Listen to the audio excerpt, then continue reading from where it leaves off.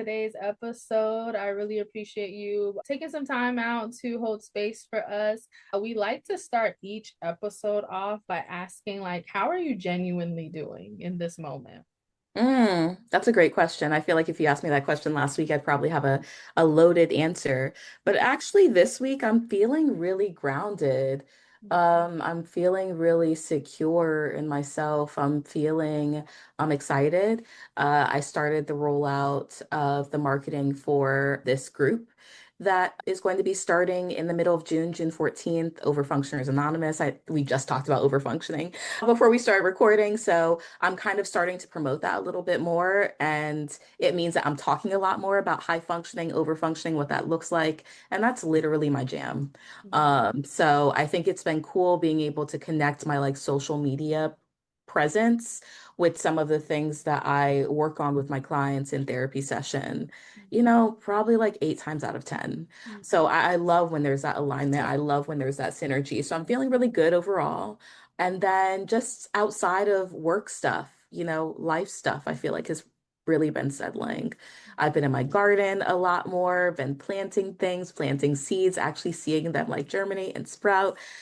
And that's just the kind of herbalism nerdy shit that makes me happy, at the end of a long client day. So being able to like have moments to reconnect, do that, or working for myself, even when times get really busy, I have a lot of gratitude for it. So, I'm coming into this week feeling really strong, feeling really, really like myself in the best way. Fair. I love that. And I Yeah. appreciate your response and your openness to kind of let us into what has been coming up for you recently. I really enjoy that question because as you know, as therapists, it's like you ask that question, you get that I'm good, I'm okay, I'm chilling. And it's like, no, Right. no, no, tell me more. Right. Yeah, because those aren't even feelings. So what are we really talking about? Right, right. And it's fair considering I know I've had to personally check in with myself with that of it almost sometimes can maybe feel a little unsafe for people to kind of, well, if you do you really want to know how I'm Mhm. feeling? And so we're almost like conditioned to respond so That's true. quickly or so generically. And so I really appreciate you, kind of like expanding it and answering how you're genuinely doing and highlighting the fact that like how I'm feeling right now. I'm present in and I enjoy it. If you asked me last week, it would have been a different conversation. Very different conversation. Yeah, Yeah. that's fair. You mentioned a few things which I would love for us to talk about today, Mhm. like gardening. We mentioned the fact that you are a therapist, holding space for people who identify as the an overthinker, the over functioning person, the busy bee, the like hustle girly, and the just kind of how you like integrate the ways that you show up in your work, not only just in therapy, but with your clientele as well. And so I want to kind of dive in a little bit more about that.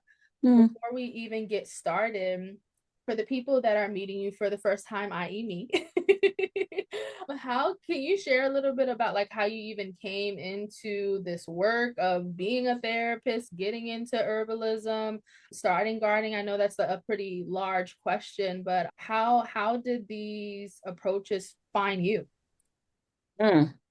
Well, I would say being a therapist, I was probably some of my family members' first therapist as a kid. So that's an inappropriate role for kids to be taking on for sure, but that was a role that I did find myself taking on. So I think therapy kind of found me. Mhm. I think being that emotional safe space kind of found me before I even knew the skills I had or had strengthened those skills, certainly to be in the space that I'm in right now. But, I went to school, went to undergrad for psychology and sociology. That was not my first choice. I was pre-law. And so, yeah, I had planned to be an entertainment lawyer specifically, probably from the age of like 7, an incredibly specific goal for a 7-year-old to have. But that was definitely my mentality as a kid. I was very academic. I was very nerdy. I loved research. I would be the one up late reading for fun. So going into college, I was pre-law, and then I remember going to a pre-law mixer and not feeling it energetically, just not feeling connected to my peers at all, not feeling connected to what they were talking about, not feeling like the issues that they were feeling like was really important in that moment was as important to me, and feeling a little bit disillusioned because, by that point, I'm 17 years old when I went into college. So I had been planning to be a lawyer for the past decade. And now I'm in it and it's not feeling as fulfilling as I thought it would be. But I was already studying sociology and that was fulfilling. And so, kind of on a whim, I was like, you know what? I'm just going to switch to psychology. I was already kind of curious about it. I thought, what's the worst that could happen? Switched over to psychology and I really loved it. Mhm. In particular, I had a lot of opportunity to travel abroad during undergrad. So I did a lot of um, study abroad programs or exchange programs and things like that, being able to really immerse myself in other cultures and experiences that were different than mine, that was also like really healing for me too. And I think that in a way that kind of bled over into social work and just being able to hold space for other people, observing communities from different perspectives than what we might be used to. I think that laid the groundwork. And then after undergrad, had to be an adult, had to get a job, found myself working for the sheriff's office in child welfare and was actually investigating child abuse, child neglect, things like that. Best case scenario, providing services in the home. Worst case scenario, removing kids from home, putting them in foster care, writing the shelter petitions, going in front of the judge, having to advocate, for why we're doing the thing. And so there's a lot of kind of skill set involved there, of course. And then there's just a lot that you see in your community doing that kind of work that you wouldn't know really existed otherwise. Like, I didn't know how prevalent things like domestic violence and substance use was in my community and in my area. Where I happened to be doing child welfare work was also in the same county that I grew up in. And so, really, I felt like, I don't know if you ever see Stranger Things, but I felt like, have you seen it? Alignment. Little tidbit. I literally just finished because I had a proposition with one of my younger clients. I'm like, babes, you're not doing your homework. So what can I do? And they're like, I know you don't like scary things. So can you watch one episode? Literally Mm. finish the final season. I kid you no lie, Sunday. Wow. Okay, so I was meant to ask that question. Cool. Sure. So you've seen Stranger Things. And I say that because I felt like the experience of being in child welfare and understanding some of the issues there was kind of like going into the upside down. Like, you think you're seeing your community and you see it how it is, especially when you grew up there. But then when you're actually investigating things, you see the things that families never want you to see, ever. You know, and that was really illuminating. But it's also really taxing being in that kind of work. And especially now focusing on nervous system regulation, my nervous system was highly dysregulated. Staffing issues, there's no limit to how many cases you can have. So when I finally put in my notice, I think my caseload was at like 60. And these were all cases I was actively working on at the time. So it's just chronically burnt out. Made my way over into case management, and then from there I went back to school. Knew I wanted to be a therapist. Social work seemed to really align with me because I'm all about like the advocacy piece as well. And yeah, graduated, ended up working in community behavioral health for a minute. And then eventually I was like, screw it. COVID happened, everyone went on lockdown, everything was virtual. Some of the laws and regulations changed for interns as well because we were virtual. And long story short, I found a loophole and I took advantage of it and I started my private practice Wow. about 6 years ago. And, it took me a while to be able to be in business for myself. But I've now been doing it for the past few years and, we're scaling and we're growing. And, I've been able to bring interns in and have a small but mighty team as well. And so that really got me into like the therapy, social work, like helping stage of things. I think the gardening and the herbalism was more of my own tools for like nervous system regulation that doesn't necessarily like bleed over into therapy. Like I don't really talk to my clients a whole lot about herbalism or these are the herbs that you should be using. It's more so like I use it on my own. So, I'm looking at my desk right now and I have like four different tinctures on this desk. I have an anti-inflammatory, I have an energy one, I have, one for stress. I have, a juice that I make for myself every week because I hate buying juice at the store because you don't know what's in it. And so I make ones myself. I think there are just a lot of little ways that I weave in, herbalism into my day to day just for my own nervous system to maintain, the work that I'm doing right now. And we can probably get that into that like a little bit more, but that would be probably more of a like personalized take. Whereas my journey of like therapy is really kind of community based. Yeah, yeah.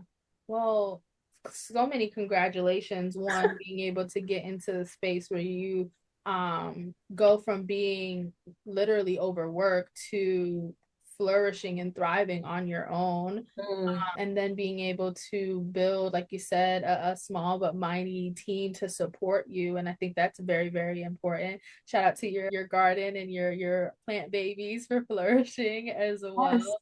And I really appreciate you for being so thorough and kind of like you mentioned how the work kind of met you there, as well as like the distinction between like this is my work professionally, while these are tools that we all can really, really benefit from. But I'm kind of a little I want to say selfish because you're not selfish with the ways that you show the work, but you mentioned like this is for me. Mhm.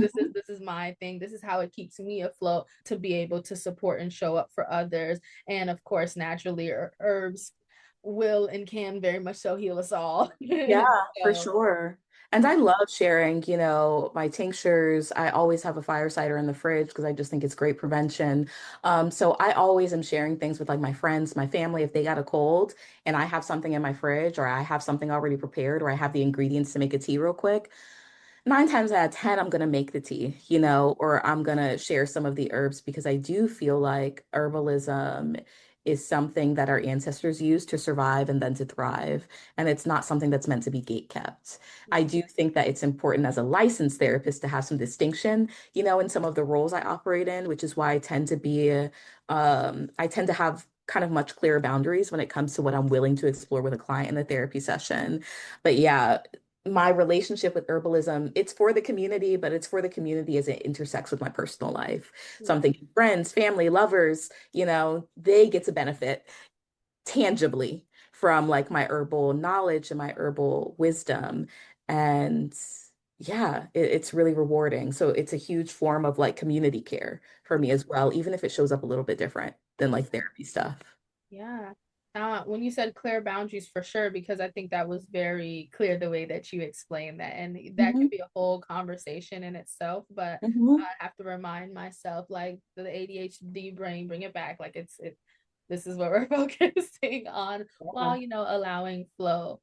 I do think maybe we naturally even segued it into my next question, like coming from a space where you're having 60 plus clients at a time, and that's families, as you mentioned, between one, I think we all know the paperwork, Hmm. then being in that energetic exchange, then consulting and navigating with different people, our care coordination team. That is a lot. That is stressful and can be really overwhelming, possibly leading to chronic stress and chronic fatigue and maybe even like physical manifestations. And so my question is maybe a twofold. What would you say are some signs for people listening saying, like, yes, I'm feeling stressed and overwhelmed, but what are some signs that I should be paying attention to? And maybe what are some signs that were coming up for you to notice, like, hey, this may be time for me to part ways? I know you mentioned like naturally you didn't feel like as fulfilled and driven when you were going from law to sociology, but even kind of getting out of the workforce and working on your own. What are some of those signs that you've experienced and to look out for? Yeah. I'll start with signs more generic for people to look out for, and then we'll kind of focus a little bit more on what my experience was, especially with transitioning. I think signs to look out for is going to be very individualistic, and it can benefit people to know kind of what their natural edge is. And I often describe that natural edge as something that's just outside of what's comfortable, just outside of what feels accessible, without feeling like we're overextending ourselves to be able to kind of meet a deliverable or to meet like a particular need or to meet a certain goal, right? So usually when we're going past edge, our body will tell us. Now, it is the nature of a capitalistic society where it wants us to disconnect our brain and our body so that we can be more mechanisms to the machine, for lack of a better word. But I'm all about kind of integrating the mind and the body together. So in order to figure out your edge, you have to be attuned enough with your body so that you're listening to your body when it's telling you it's going past edge. Signs that we're going past edge might look like difficulty honoring time boundaries with work. Does work end at 5 p.m.? when it's supposed to, or do you find yourself carrying work home? Literally and figuratively. There's sometimes we find ourselves ruminating so much we can't let go of the workday. That might be a sign that we're going past edge. Noticing our mood and our emotional regulation, and noticing patterns in mood and emotional regulation. Does it shift depending on what type of day we have at work? And to a certain extent, that's valid. Life be life, and sometimes we have a bad day. But when we're looking at the pattern of what days look like, are we having more bad days than that? Mhm. And then how is that impacting our mood? Because sometimes there are seasons in life, in our professional life, where we do go through stressors. Maybe we do have to work longer hours than usual. How are we able to kind of regulate and downshift from that? Can we downshift from that without the rumination, without feeling guilty, for slowing down or for resting? That would be something else I would look out for. I think irritable mood, resentment, frustration, which can sometimes impact relationships, both professionally and personally. So noticing interpersonal conflicts, tend to be little flare-ups of that. That might be an opportunity to kind of check in, see what our stress levels tend to look like. Mhm. Other obvious things like meeting basic needs, eating habits, sleep habits, are those things changing, Mhm. when work needs change? Or are we able to still carve out that time and be intentional with our self-care? If we notice that those things are shifting or they're shifting out of alignment, Mhm. that's also going to be a sign that we might be going past edge. So I think, it varies from person to person.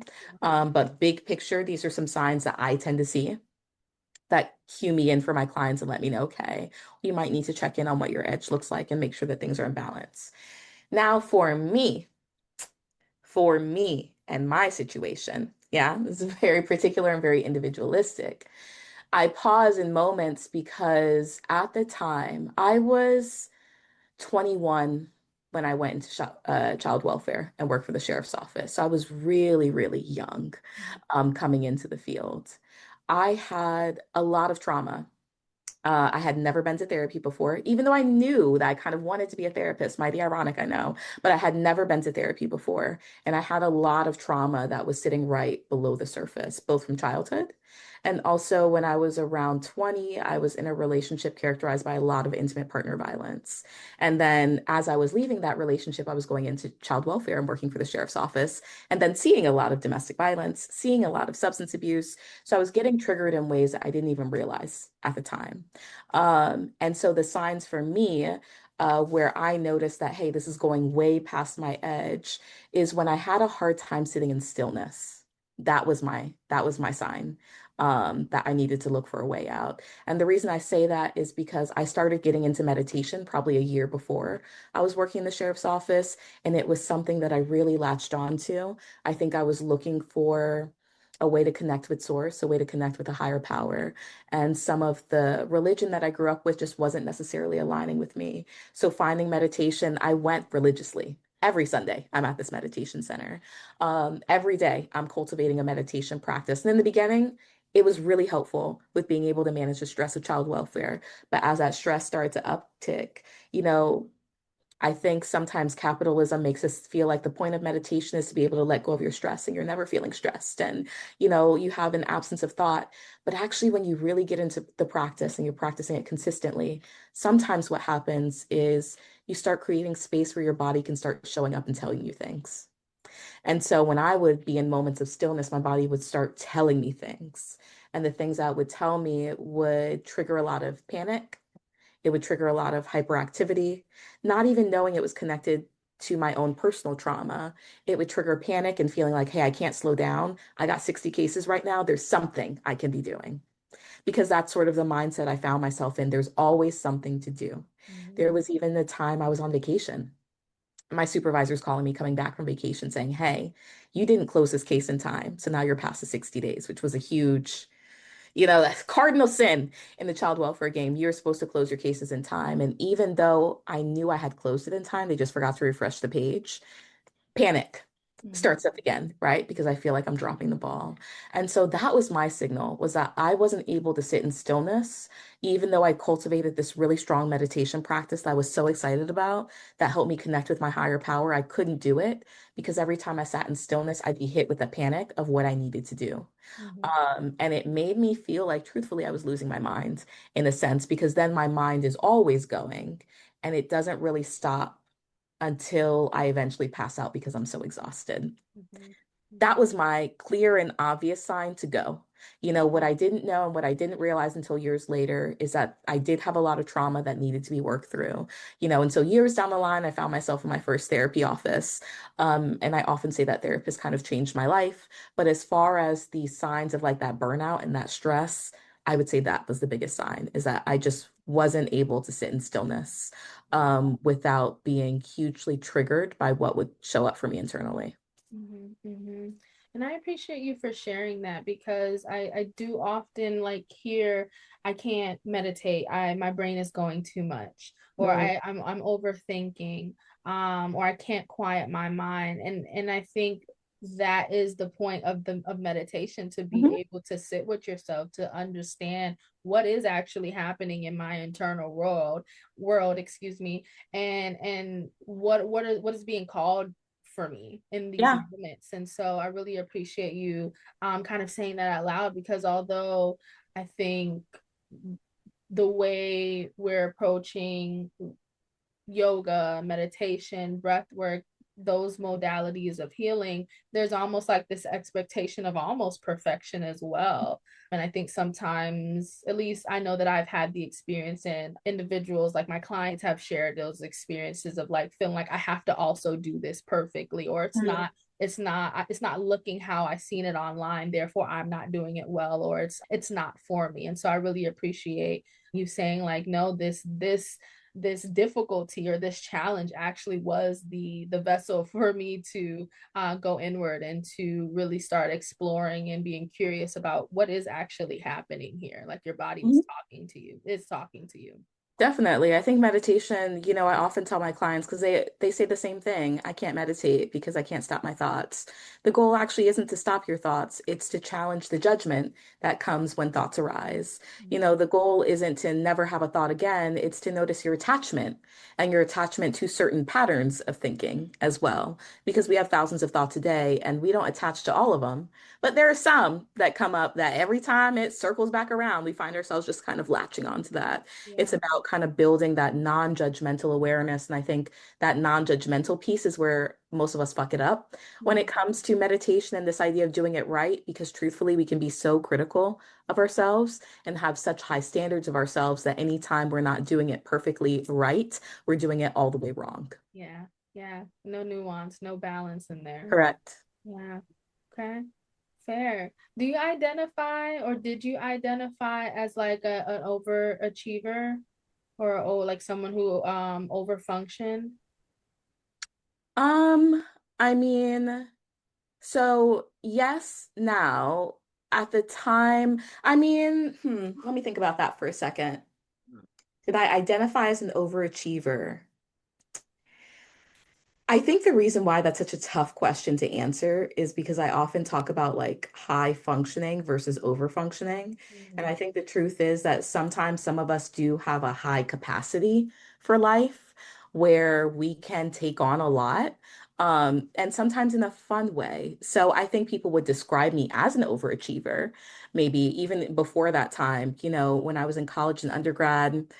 I went to school at 17. I graduated in 3 years at 20. I was a double major. I did an honors thesis and I studied abroad every other semester. Mhm. So 3 or 4 semesters out of the time that I was in undergrad, I was out of the country and still like doing all of that. And it felt really accessible to me and it felt really fun for me. So I didn't feel like I was doing the most or Yeah. that I was overextending. But I also knew I had built the capacity both from my high school experience. I was in like the International Baccalaureate program. So I was used to college level classes by that point. And then from my own like home life and experience and having a lot of emotional capacity, and having to hold the space, hold the container for certain family members, I think I developed a really high capacity for life. Yeah. So I describe myself as high functioning. And so I think sometimes people see that as overachieving, especially maybe compared to other people's lives or what they're doing.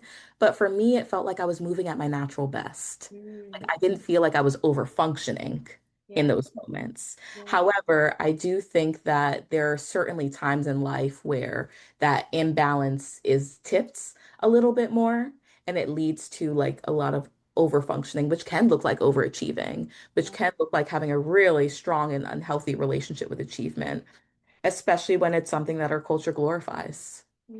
Yeah. And I asked that question because, like I said, was very thorough in the way that you talked about your journey from the deep desire to be an entertainment lawyer to being more curious about like being a therapist and getting into sociology. But as you mentioned, 60 clients, and the crazy thing is that is seemingly a norm for people that are in case management or social Yeah. work.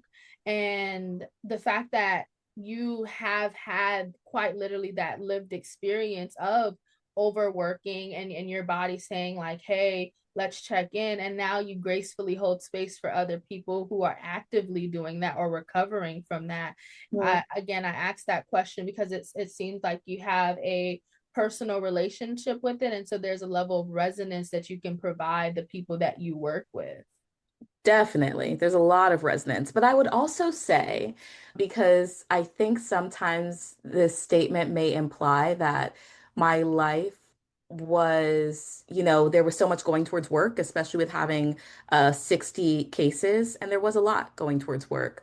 But truthfully, there's a lot going towards work right now too, especially with having my own business, having a private practice. I'm also co-founder of a community organization which is all about Black and Brown representation in yoga. And so, my work is distributed differently, Mm-hmm. I would say. And probably my workload is less. So I have less cases and clients than I would have had back then. But I do still work a good bit, and I think I say that to say I'm still kind of finding that balance. It's a constant process of like checking in with myself and checking in with what my edge looks like, and being able to course correct and kind of pull back a little bit when I need to, but also being comfortable like leaning in when I need to as well. And I Mm-hmm. think sometimes, especially being an entrepreneur, you're launching new things, you're launching services, and it's kind of all hands on deck, i.e., all your hands on deck. And sometimes you have to shift gears and be in this kind of hustle mode. What's important to me is recognizing when that needs to happen and putting a time frame on it so it's not this indefinite thing. And that was the thing with child welfare and working so many cases is that there was no end to that. Mm-hmm. There was no plan for when that was going to end.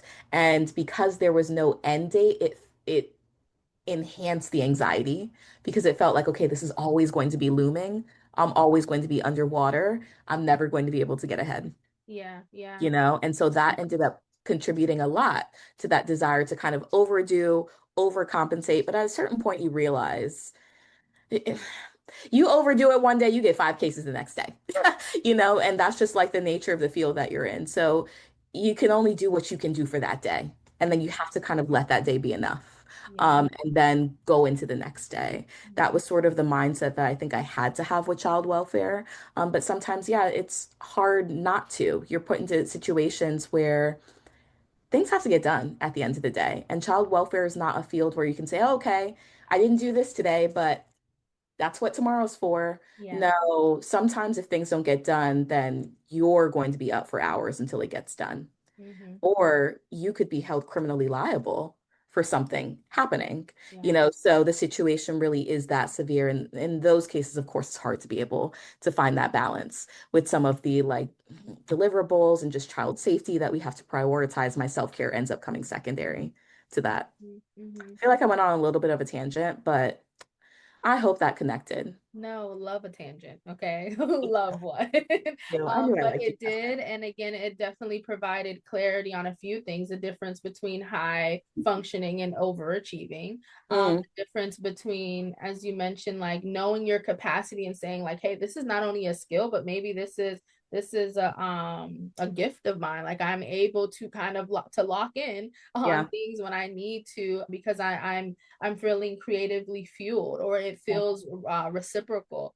Or as you mentioned, there are boundaries and a time frame around it. And so I know like, okay, we're having a long day today on this Tuesday, but tomorrow is a lot more lax. Tomorrow I have more space. I can have a slower morning, or I can start my day a little bit later. And I think that's very important to distinguish. And honestly, as you kind of like a privilege for some people, as you mentioned, Mhm. like you're in being in child welfare, there's no, you don't get that balance, No. at least right now. Hopefully, things change, but quite literally people's lives are on the line. Your freedom could be Mhm. on the line as well. And so there is that pressure that's there. And so you rambled, but well, I don't even see it as rambling. You were very clear and distinguished the difference. And so I definitely appreciate that. Speaking to the people that maybe are in environments where they feel like they have to overextend, or they feel like, hey, I don't even know how to practically take a beat and take a moment.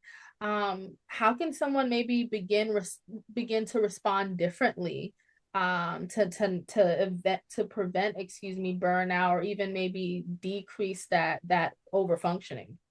The soft landing, a gentle return to yourself, a space to arrive exactly as you are. No filters, no performance, just presence. If you don't know, we're going to be announcing our offering dates quarter by quarter. So quarter one was so beautiful. Thank you for all of those who showed up, who showed out, who supported. You are greatly appreciated. And for quarter two, i.e. April, May, June, we have April 11th and 12th, which is my birthday month. And we have May the 9th and the 10th, and June 6th to the 7th. We so hope to see you there. Okay. Well, I think if the burnout's coming from overfunctioning and overextending, there's a lot that we can do. I think we got to start off by being honest with ourselves, about how that overfunctioning is working for us. Literally, how is that working out for you, that overfunctioning? What is the cost of the overfunctioning? What's the benefit of the overfunctioning? If you feel like there's no benefit, think again, because we don't engage in behaviors for no reason. Yeah. It didn't have a benefit, even if the way that it benefited us at first isn't the way that it benefits us now. So I think we have to be honest about why we overextend. It can be easy to say, well, I overextend because this person doesn't do X, Y, and Z. So, if they don't do it, then I have to do it. Almost kind of putting it on other people and blaming other people as the reason why we overextend. And, you know, I think that there can be a lot of truth to that. There can be a lot of truth to that, but it takes two to tango. It takes two. So, if we're constantly overextending, then they're underdoing it.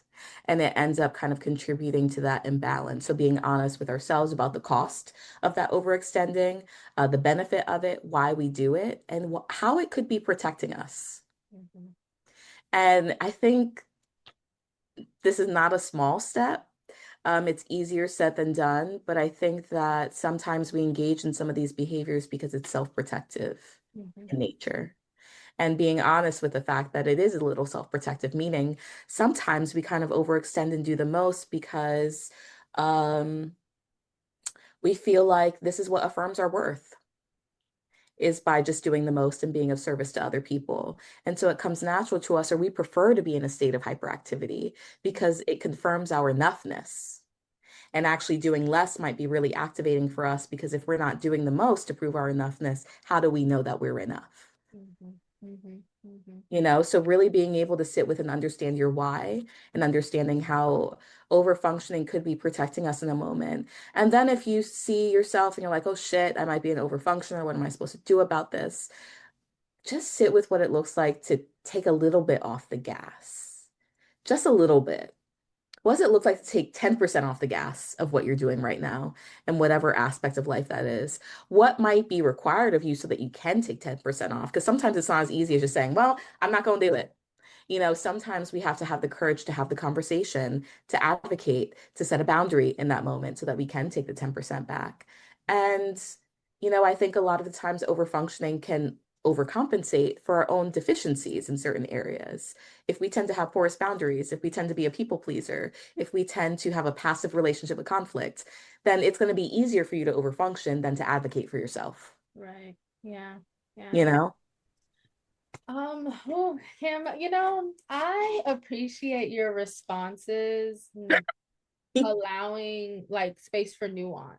Yeah. And I feel very affirmed selfishly in the sense where a lot of times we have this 3 steps to reduce anxiety. And it's Mm, like, whoa, whoa, whoa, whoa.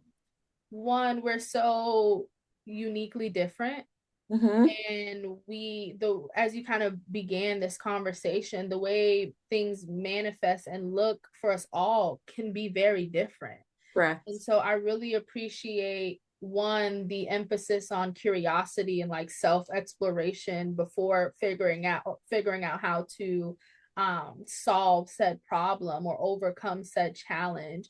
Mm, Because that's the foundation, right? Like not just slapping a coping mechanism on it, but like why? How did we get here? What is the foundation? Where is it coming from? And in gaining that information, now how can we move and respond appropriately? And so I really, really appreciate the nuance in your response for sure, because I know me personally, when I'm having a challenge for something and maybe I see either someone or get some personal development video or something that shows maybe how that individual overcame it, it is helpful, it's understood. But then when it doesn't necessarily help me in my situation, I kind of wonder, am I doing it wrong? Is there mm, something wrong here? And so yeah. again, I really appreciate you starting off really every response with like, let's dig, let's explore, let's gain some awareness, let's be curious.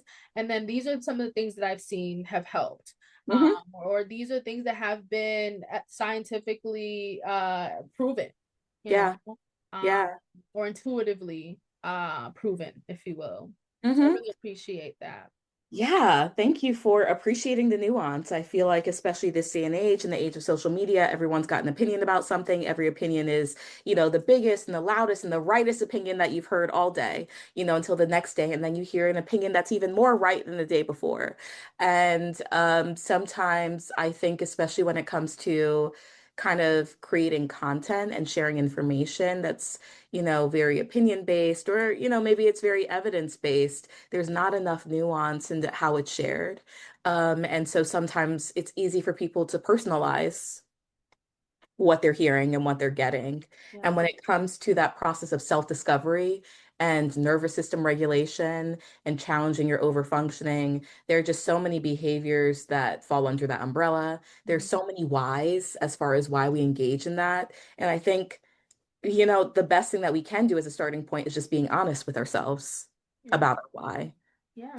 and then allowing everything to flow from there. That's fair. That's fair.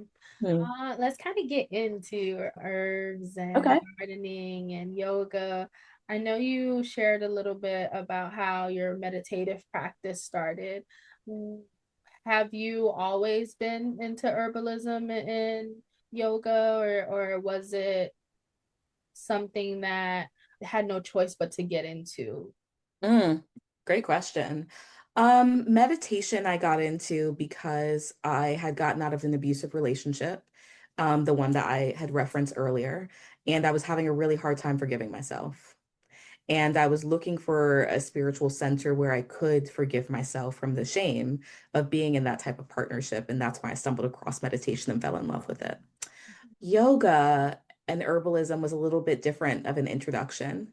Yoga, I found through my first therapist that I connected with. So when I finally found myself in therapy, after a mini crisis breakdown, you know, and my therapist diagnosed me with PTSD. And at the time I was studying, I was in school for social work. So I happened to be learning about PTSD at the same time as I'm being diagnosed with it and having to kind of reconcile and process all of that.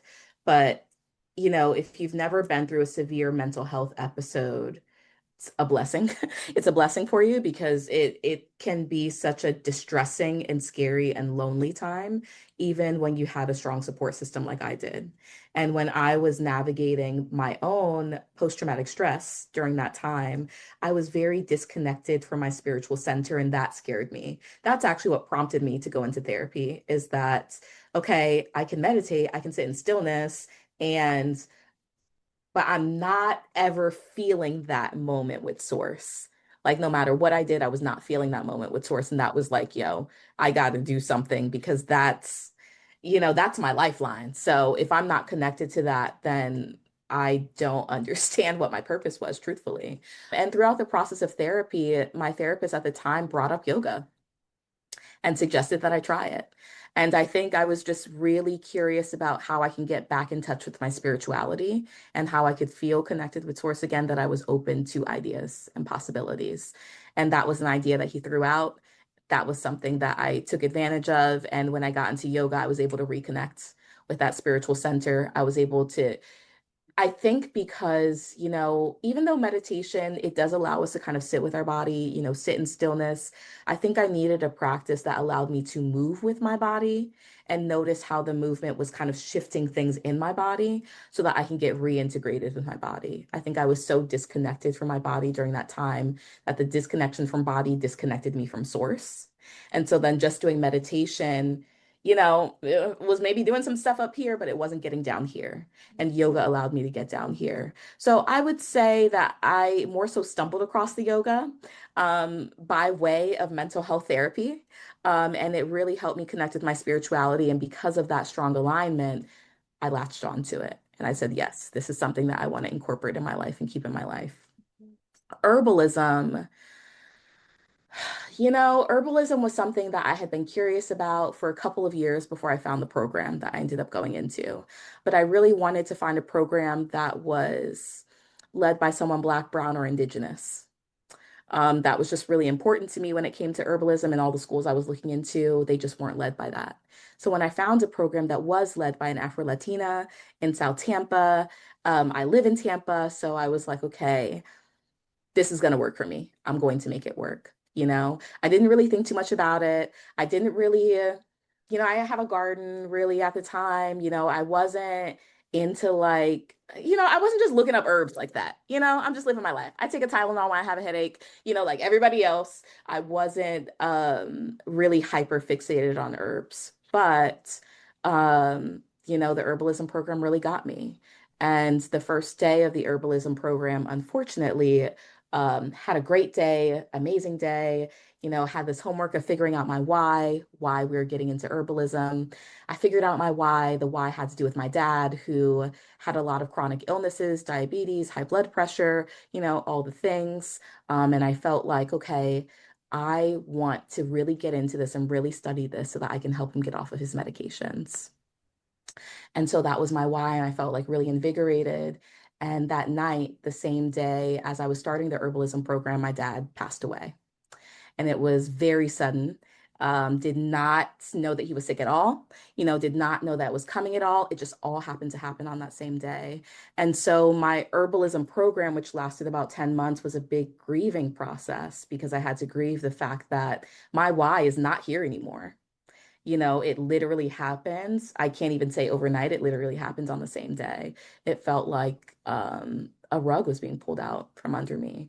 It felt like the dreams that I had to be able to share this with someone who I felt like needed it the most in my life was kind of taken away. And herbs helped me to heal from the grief of that.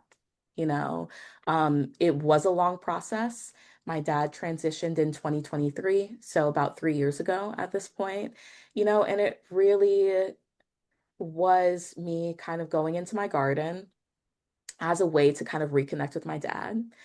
Because what I learned through herbalism and my own self-study was that my dad was kind of my first introduction into herbalism, because he taught me how to cook and he taught me how to season and he taught me about flavor. And that kind of laid the foundation for my herbalism program because I was all about things that make you feel good and things that also taste good, so that you can enjoy and really savor the experience. And so herbalism became a way for me to connect with my ancestors. My dad at first, obviously, because he was the most recent one, the one that was really close and really impactful to me, but also other ancestors, even ones that I don't necessarily know, who I know came to this land, probably against their will, and had to create a life for themselves and came with the herbs that they probably had in their pocket.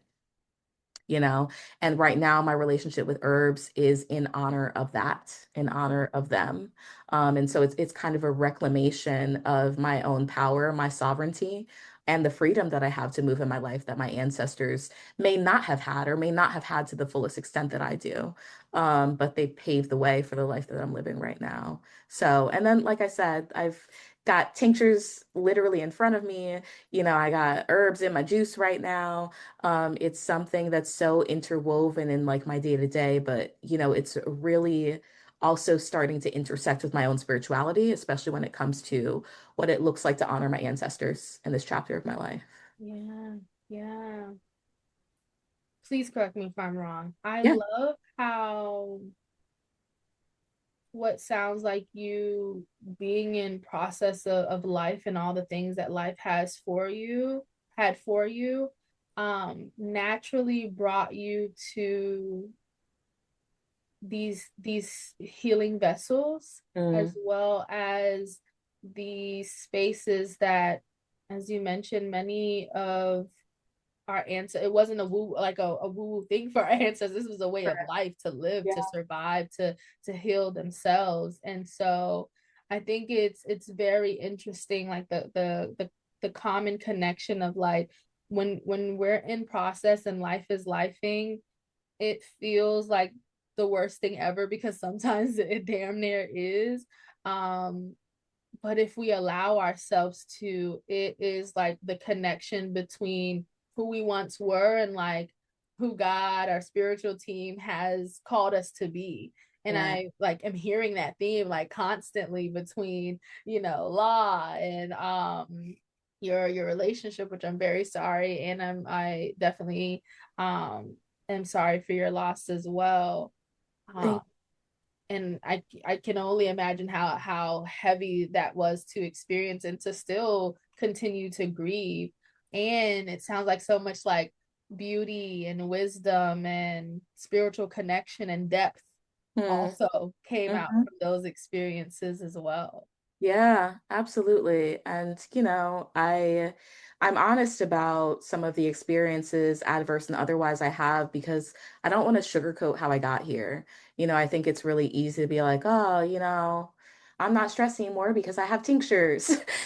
That would be lovely, I don't got no anxiety because I discovered lemon balm. That would be really, really great in theory. Nobody close to me has died because I have a garden now. Like I would love to be able to say that, Yeah. I would love to be able to still have my dad here and be able to share the herbs with him in a certain way. But, that's not the way the cookie crumbled. Mm-hmm. It's Mm-hmm. just not. And I think that sometimes too, to just like tie back into that over functioning, the hardest part of that grieving process was accepting the fact that I couldn't overfunction on behalf of my dad and help cure him of all of his underlying health issues during that time. And instead, my why had to change to pouring into myself. Okay. I was like, okay, that's not really what I came here for, but I'm already here. I already paid the deposit. I've already fallen in love with the curriculum and the teacher and the people in the cohort. So we'll go ahead and ride it out. Um, but I say that to say it was an incredibly disillusioning process. And thankfully, I had a great therapist during that time as well who was able to support me and like just mentally processing the loss of control that transition had on me, Mm-hmm. because it was a huge loss of control. So I think, talking about it now, especially 3 years out or 10 years out, we're talking about my first experience in meditation, um, is easier than what it actually felt like being in it, and I can't underscore that enough that healing is not pretty. It's not linear. It doesn't feel good a lot of the time. And also, oftentimes, there's nothing that you can do to escape the heaviness and the pain of it. And that doesn't mean that we're doing anything wrong. And hopefully, we can get to a space where we can alchemize that energy and be able to look at it from an empowering standpoint as something that helped to fortify our foundation instead of something that like knocked us over and kept us down. Yeah, So, yeah. to whatever extent I can do that for myself and change or challenge my narrative in a way that it's fortifying my foundation and my why, that's a conscious choice that I choose to do. Mm-hmm. Mm-hmm. And that is important, especially for women and Black and brown communities. Like we like it's a lot of these again practices are seen as just practices. Like, oh, this is something to do because it looks cute. Like, I get to save some money here, because I'm growing stuff in Mhm. my garden. And that's like, yes, yes, you get to know where your food and your spices and your herbs are coming from. Um, and I needed this. My mind and my body and my spirit quite literally needed this in order to keep going. And I Mhm. think that is so important to kind of say out loud that like you said, it's not always pretty. Yeah. um that doesn't take away from how like imperative and necessary a lot of things are like in our journey and in this human lived experience that we one way or another agreed to be a part of. Mm-hmm. So I definitely appreciate that. Thank um you.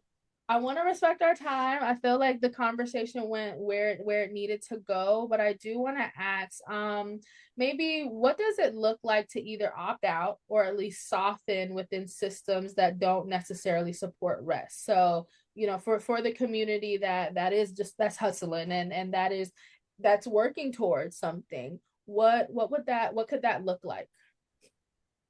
Well, to be honest, I don't know that opting out is an option for many of us. Yeah. I would love to be able to say that most of us can opt out and like turn it off like a light switch, turn it back on when we've gotten enough rest and be able to show up, but that's not really an option for many of us.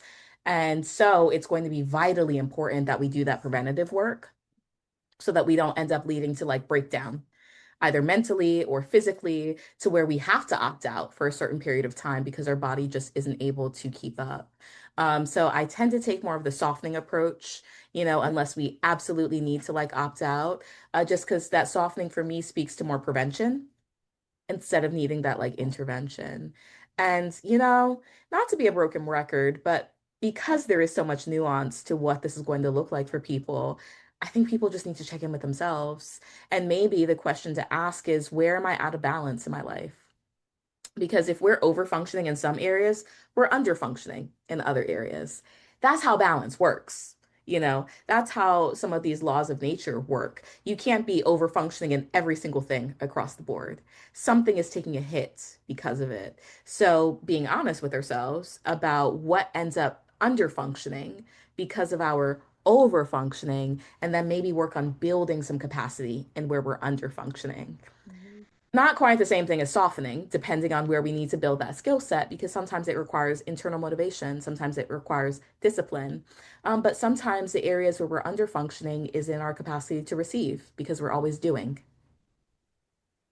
you know? And so sometimes, to receive, we do have to slow down. We do have to be a little bit more patient. We do have to be willing to pace ourselves. We do have to be willing to advocate, and that is a softening in a sense, but there's also a lot of work involved in that. So, I don't know how I feel about the whole like soft life, soft living thing. I don't know that I got questions at the very least about like soft life and soft living. Um, and I The think that bills this getting idea of paid. Where are softening we can doing it? also be, yeah, I think the idea of softening can also be a little bit deceptive because sometimes softening looks like fortifying skills and actually leaning in, but leaning in differently than we are when we're over functioning. Mhm. Yeah. Okay. Thank you for that. Last question. What has your journey with like slowing down and embodiment taught you? It teaches me things at different seasons of my life. I will say overall, slowing down is a humbling experience for me. And I say that because I'm someone who does have a high capacity for life, who enjoys my life, who likes to have a lot of experiences, because I find that they add a lot of value to my life. So slowing down sometimes is setting a self-imposed limit and boundary that I don't always want because it's fun to be on the go. And it's not always rooted in defense mechanisms of avoidance. Sometimes I just find a lot of joy in that, but still being able to balance that, because even joyful things we can do too much of and can also be out of balance. So I think in this season of my life, especially right now, where I'm kind of shifting into a higher gear, at least temporarily, in my professional life, it looks like finding moments where I can pause and slow down. There's some rituals for me that are really important that I make a concerted effort to do every day. Usually I'm done with work at 7. I go outside on my side porch, on my back porch, I'm watching the sunset. I'm watering my plants. I'm taking like an hour actually out of my day to be able to just like sit down, decompress, and watch the day turn into night And that is something that is just really, really soothing for me. On the mornings that I'm not going to the gym, because I do like to work out, I like to do meditation, yoga, or journaling just as a way to check in with myself. That way I have that foundation to start the day. Even how I schedule my day. I always have a 2 to 3 hour break in the middle of my day between clients. So even though I'll see 6 clients in a day, it's with a 2 to 3 hour break in the middle of the day. I spend probably 45 minutes of that break sitting outside and getting some fresh air and just feeling the sun. There's a lot of love bugs outside right now, so I've been like, when I can, because they are everywhere. But I do, like, I really, really enjoy just being in nature and putting my feet in the grass. I'm working on, building out my garden right now, and it's been exciting to see that progress happen. So finding those moments where I can be still but also really appreciate the present. That helps me to slow down. But pacing myself has probably been the biggest lesson that I've been learning in the season. So knowing when to put the foot on the gas, when to take the foot off, being able to check in with myself, having grounding techniques throughout. And it's really more about finding the harmony. So there are some days that are just really full. Today's a day where I ain't gonna watch the sunset. The sunset been already happened. We're having this podcast in the evening. That's okay. I made space for it. I had time outside in the afternoon because I knew that this was coming, so I have the pleasure of being able to have a lot of freedom when it comes to my schedule and a lot of autonomy when it comes to my schedule. I don't take that for granted. And I make sure that I'm incorporating times to slow down and check in with myself because I have the opportunity to do so. So why wouldn't I? Wow. Yeah. Yeah. What a blessing. Mm, for sure. What are you growing in your garden right now? Ah, I got a lot. In the front, I've got a beautiful bougainvillea and she's got a trellis and she frames my gate and she goes all the way over when she's in full bloom. So that's great. I've got flowers in the front, mostly black-eyed Susans and some wild garlic that produces the prettiest like lavender flowers. But I got garlic in the garden. I've also planted some beets in the front and then I had a lot of plants, so I'm glad that you asked this question. I've got 2 huge lemongrass plants as well, that kind of frames my stairwell as I'm walking into the backyard. And then the rest of the plants I have is a mix of like collard greens. I got some kale, I got some leaf of life, I've got a couple different types of basil, some elderberry. I might have a mulberry tree. I'm not sure what kind of tree it is. I hope it's mulberry. It's a small one, so I'm still like growing to see what all it can be. And a lot of like Florida native plants too. So like some native sage, some creeping basil, some passion flower as well. Planted some lettuce because I'm tired of getting my lettuce in the store. I want to be able to pull it out of my garden For at this sure. point. There are probably other ones in the mix. Lavender. I know I have a lavender plant too. Some lemon balm. But yeah, might have some other ones in the mix, but those are the ones that stand out to me the most. I love it. Thank you for Mhm. sharing. What do you do for fun, like outside of working and being intentional with your nervous system? What does play look like, and maybe even a little ratchetness, if you will, if at all. Okay. Well, my ratchet phase, it didn't last that long. Because I'm not a huge like nightlife going out type of a person, but I do love to hang out with my friends. I've got an amazing chosen family and support system that I just like adore. So going over to their house, inviting them over to my house, hanging out, having a good time, talking shit, those are my jams. I'm really into salsa right now, so I do take salsa classes. I love thrifting. A, just for the sustainability of it. Also, there's just some dope ass thrift stores in Tampa where I can just find like the coolest things. So that's something that just delights me. I love going out to eat, going to nice restaurants. I really do love being in my garden and just having that time with my plants. Like I talk to my plants and everything. And I feel like they be talking back to me. So, we be having dialogues. Yeah, you better talk That's a with your shenanigan. ancestors, your spiritual team. Correct. And that is a shenanigan that I always have time for. So, and then other things, probably the most ratchet thing I do, which I don't think is ratchet at all, is actually like very aligned for me, is I go to smoking yoga in Tampa and Ybor. I don't know if you heard of it, but it's rooftop yoga. They be smoking. And that combination, it's a great DJ, great vibes, a lot of melanin in the space, and I just love not having to like be the space holder. Mm, those moments and really being able to like slow down, receive, shake my ass, and like not have to be leading the room in anything. So that's something that like I really try to put on the schedule and go to as often as I'm able to. And then my sister just had a baby, so being an auntie and connecting with them and traveling up to Georgia and being able to see them, that's also something that I really want to prioritize and make time for in this chapter of my life. yeah. Fair, fair. Thank you for sharing the joys in your life. I Yeah, I got a appreciate lot of them. Honestly, I'm blessed. it. Okay. Sorry for lying to you when I said it was your the last question. I be doing that too with my clients, so I get it. All of your information will be in the show notes, ways to connect with you via your website, via social media. I know you mentioned your group is launching in the summer. Is there anything that you would like to share before we close out today? No, I think just the biggest thing is that I am launching this group container. It's called Overfunctioners Anonymous. Anonymous because, I think can be a lot of shame in being the overfunctioning one who's tired of overfunctioning and being able to admit that.